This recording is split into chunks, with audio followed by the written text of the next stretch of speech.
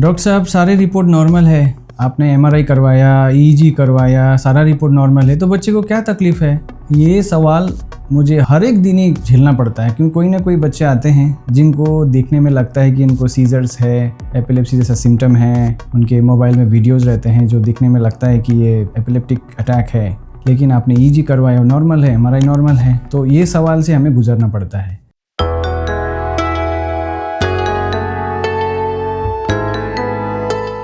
नमस्ते पेरेंट्स, मैं हूं डॉक्टर जीवन Silwal, paediatric neurologist, एथीना child neuro clinic Siliguri से।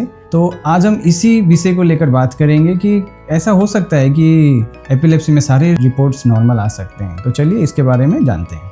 तो पेरेंट्स, होता क्या है कि कई बार हम लोग जब ऐसे बच्चे देखते हैं क्लिनिक में जो एपिलेप्सी जैसा अटैक होता है कि बच्चे कभी नींद में या कभी जगते समय अचानक बेहोश हो गए, या आंखें ऊपर कर दिया, या एक तरफ देखे जा रहे हैं, या कभी कभी बड़ा फिट्स आ गया है, या कभी नींद में एक ही साइड का फेस ट्विच हो रहा है, या कई प्रकार के सीजर्स हो सकते हैं। और छोटे उम्र कुछ महीने से लेकर बड़े बच्चे हो सकते हैं। तो फिर हम जब देखते हैं तो हम लोग सबसे पहले हमारा रहता है कि हम एक बार ईईजी करके देख लेते हैं, उससे पता चले कि ईईजी में कितना एबनॉर्मल है। फिर हम एमआरआई भी सजेस्ट करते हैं। तो जब दोनों रिपोर्ट हाथ लगता है तो देखते हैं कि ईईजी नॉर्मल है और आपका एमआरआई भी एब्सोल्युटली नॉर्मल है, बच्चा भी नॉर्मल है, फैमिली हिस्ट्री हम किसी को नहीं है, हमारे घर में आज तक किसी को ऐसे नहीं हुआ है। तो ये क्या है डॉक्टर साहब, ये सब तो रिपोर्ट नॉर्मल है। फिर हम बोलते हैं बच्चे को एपिलेप्सी है, फिर बोलते हैं फिर सारा रिपोर्ट में तो कुछ नहीं आया है। तो ये एक बहुत कॉमन क्वेश्चन है और लॉजिकल है क्वेश्चन, है ना। लेकिन क्या है कि इसमें पीछे साइंस हमको समझना बहुत जरूरी है। उसी के लिए आज हम वीडियो बना रहे हैं कि आपके बच्चे को अगर, या इवन एडल्ट्स को भी अगर एपिलेप्सी है तो सारे रिपोर्ट्स नॉर्मल आ सकते हैं।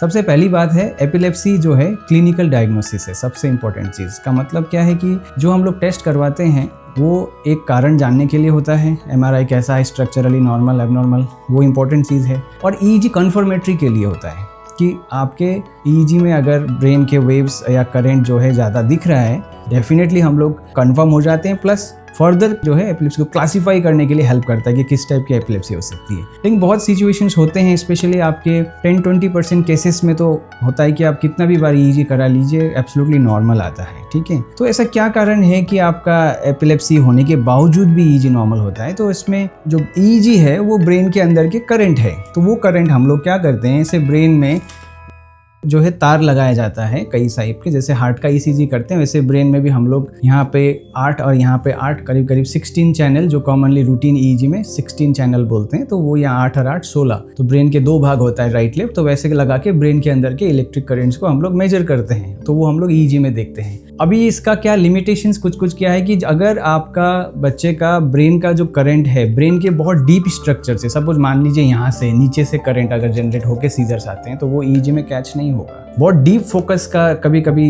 रहता है, तो उसमें कभी कभी ईईजी नॉर्मल आ सकता है, वो एक कारण हो सकता है। दूसरा कारण हो सकता है कि कुछ बच्चों में जब सीजर्स आते हैं तो केवल सीजर्स के टाइम में ही ईईजी एबनॉर्मल होता है, बाकी टाइम में आप जब आप करते हैं, जिसको इंटरइक्टल ईईजी कहते हैं। इंटरइक्टल ईईजी मतलब जब बच्चे नॉर्मल रहते हैं उस समय सुला के ईईजी करेंगे या जगा के करते हैं तो ईईजी नॉर्मल आता है। तो ये इंटरइक्टल ईईजी कई बच्चों में नॉर्मल आ सकता है। तो ये सबसे 2 जो है प्रमुख कारण है जिसमें ईईजी कंप्लीटली नॉर्मल आते हैं। और कभी कभी होता है कि ईईजी जो है केवल अवेक ईईजी किया हुआ रहता है, कि बच्चा सोया हुआ नहीं होता उसमें। तो ये स्लीप ईईजी करना बहुत ज़रूरी है। जब तक हम लोग स्लीप कंप्लीटली देखते नहीं है तब तक ईईजी को कंप्लीटली नॉर्मल मानना भी नहीं चाहिए, क्योंकि कुछ इलेक्ट्रिक करेंट्स हैं जो केवल स्लीप में ही दिखता है और अवेक में दिखता नहीं है। ठीक है, तो यही चीज़ को हमको जानना जरूरी है कि जो एपिलेप्सी है उसका मतलब है कि 2 या 2 बार से ज़्यादा अटैक्स अगर किसी को आता है तो ही एपिलेप्सी कन्फर्म होती है, उसमें ईईजी नॉर्मल हो सकता है। ये सबसे बड़ा जो है एक साइंटिफिक फैक्ट है कि आपके ईईजी नॉर्मल हो सकता है। और फर्स्ट ईईजी जब हम करते हैं, सीजर सब बच्चों को आते हैं, तो फर्स्ट ईईजी में एक्चुअली उसका पिकअप रेट जो होते हैं 50-60% बच्चों में ही ईईजी एबनॉर्मल आता है। 30-40% बच्चों में बहुत बार ईईजी कंप्लीटली नॉर्मल आ सकता है, फर्स्ट ईईजी। और वो कभी कभी सीजर्स के पहला दूसरा सीजर्स में जब ईईजी करते हैं उस समय हो सकता है नॉर्मल रहे, बाद के सीजर्स में फिर एबनॉर्मल, ऐसा भी हो सकता है। तो कभी कभी हमको रिपीट करके कुछ महीने बाद देखना भी पड़ सकता है।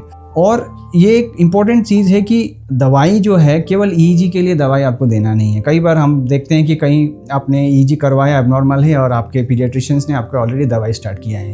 ये बहुत इंपॉर्टेंट चीज़ है पेरेंट्स की। एपिलेप्सी एक बहुत क्रोनिक चलने वाली प्रॉब्लम है और इसका दवाई का कोर्स बहुत लंबा है।